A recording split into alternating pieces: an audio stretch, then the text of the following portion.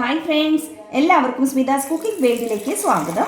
ഇന്നുണ്ടാക്കുന്നത് നമുക്ക് വീട്ടിൽ തന്നെ വളരെ സിമ്പിളായിട്ട് ചെയ്യാൻ പറ്റിയ റോസ് ബദാം മിൽക്കാണ്.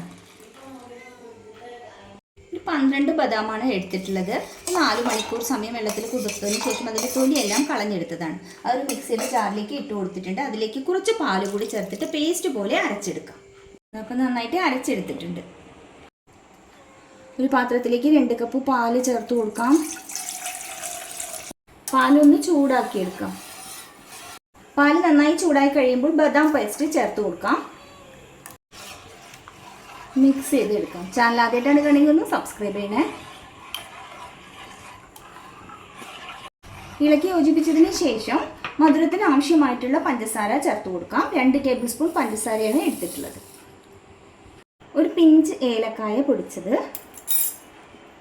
ഇളക്കി കൊടുക്കുക. ഒരു 5 മിനിറ്റ് സമയം ഇളക്കി കൊടുക്കാം.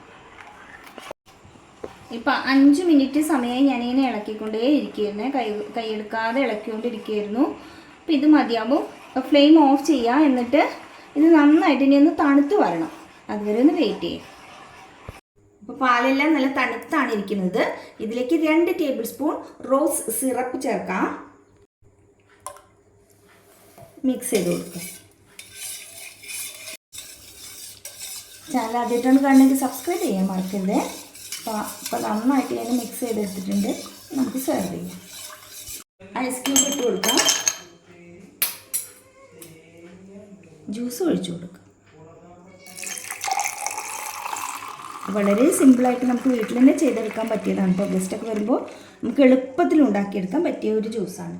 എന്തായാലും ട്രൈ ചെയ്ത് നോക്കണേ. വീഡിയോ ഇഷ്ടമായിട്ട് ലൈക്ക് ചെയ്യാനും ഷെയർ ചെയ്യാനും കമൻറ്റ് ചെയ്യാനും ഒന്നും മറക്കരുത്. താങ്ക്